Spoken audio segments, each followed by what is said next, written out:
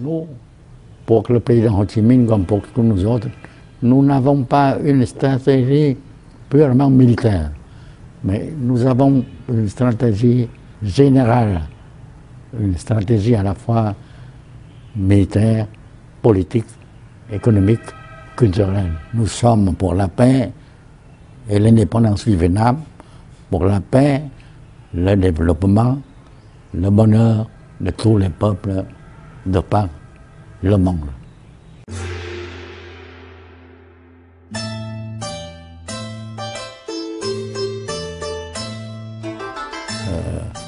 J'adhérais au Parti communiste. À ce moment, j'étais en même temps, n'est-ce pas, professeur à une école privée.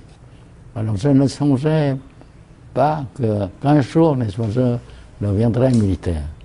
Bon, à la veille de la Deuxième Guerre mondiale, j'étais envoyé, n'est-ce pas, par le parti en Chine, à Kunming, à rencontrer le président Ho Chi Minh. Et le président Ho Chi Minh m'a dit que vous avez fait, n'est-ce pas, le travail parmi la politique. Maintenant, il faut s'occuper un peu du côté militaire. Alors voilà, nous devons former, n'est-ce pas, la première unité, n'est-ce pas, de l'armée. Il faut former l'armée de libération. Est-ce que le camarade Vance, c'est mon nom de guerre? Naturellement, je peux le faire. Le président et nous retournions au pays pour préparer l'insurrection nationale. Et revenu au pays, le président m'envoyait, n'est-ce pas, faire des campagnes d'organisation, n'est-ce pas, des masses dans la région montagneuse, parmi les minorités ethniques. Et voilà pourquoi je parle, à part du vietnamien, du français, je parle 3 langues des minorités. Phải đứng lên, bất kỳ đàn ông, đàn bà, bất kỳ người già, người trẻ, không chia tôn giáo, đảng phái, dân tộc. Thế là người Việt Nam thì phải đứng. Les Français disent que à Dien Bien Phu, ils disaient que le général Giap, mais il n'a pas fait un manuel d'infanterie. Il a jeté les tracts pour inviter, nous invitons à nous attaquer. Tous les commandants français, le Premier ministre de France, comme Eisenhower, l'état-major américain, étaient venus là, n'est-ce pas, et disaient que Dien Bien Phu, n'est-ce pas, devait sortir victorieux pour eux, n'est-ce pas. Et puis finalement, n'est-ce pas, nous avions la victoire à Dien Bien Phu.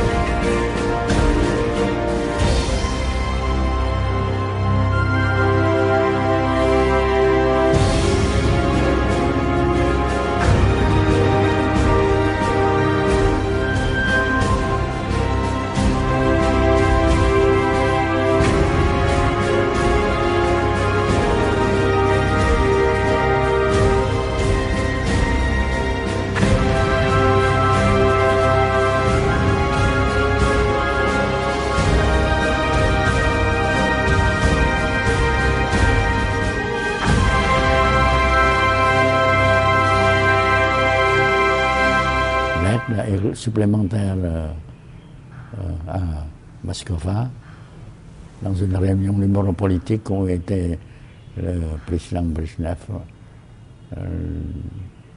Alors on m'a demandé, vous dites que vous vaincrez les Américains. Et nous vous demandons,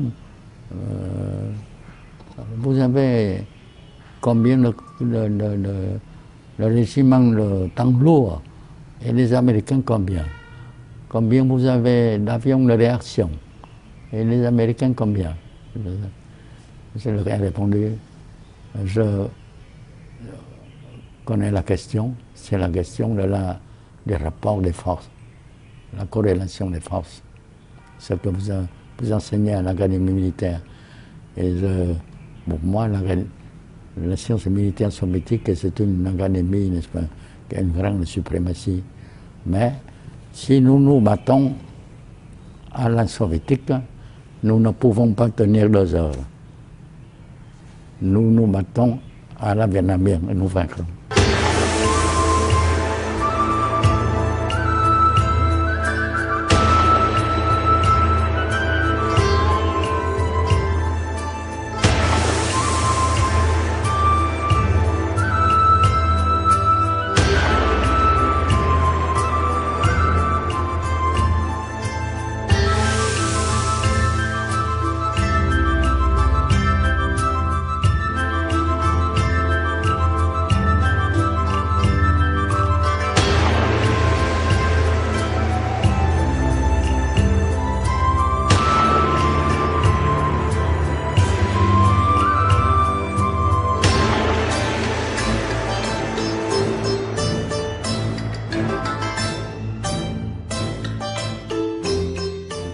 En 1973, il y a eu le raid aérien des B-52 américains sur Hanoï, Haiphong, n'est-ce pas?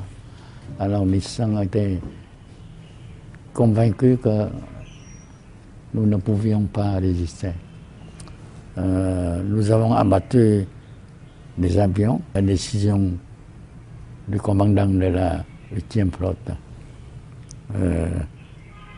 Premièrement, position des PCA, des batteries anti-aériennes vietnamiennes. Alors, la plupart juste, à part des points où c'était camouflé, n'est-ce pas? Puis deuxièmement, les points, les coordonnées, alors les points de bombardement, parmi lesquels il y a des points où il y a des habitants de la ville, où il y a les hôpitaux, n'est-ce pas? Et troisièmement, après avoir fait la mission, retourner au complet au commandement.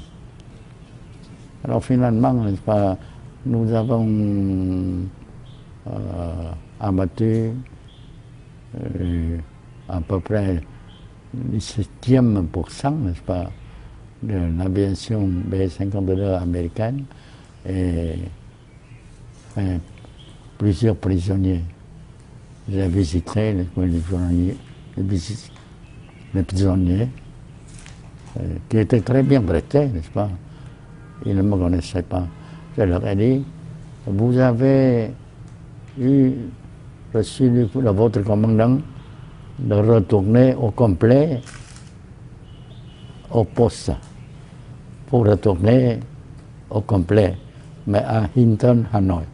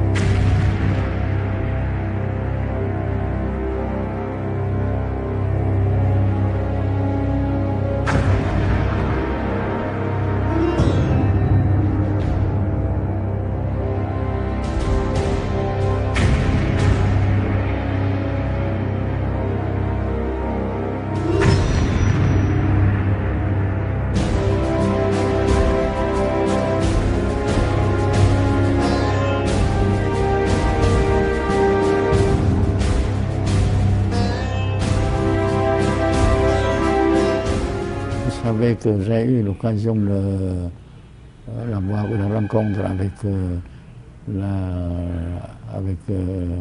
McNamara. Il disait que je vous considère comme un général légendaire. Quel est le plus grand général de l'armée vietnamienne sur votre ordre? Et je lui ai dit, et le plus grand général, c'est le peuple vietnamien. Moi, j'ai eu une contribution à la guerre, mais ça n'était qu'une petite partie, une modeste contribution. Et une goutte d'eau dans la mer, on peut dire, dans l'océan.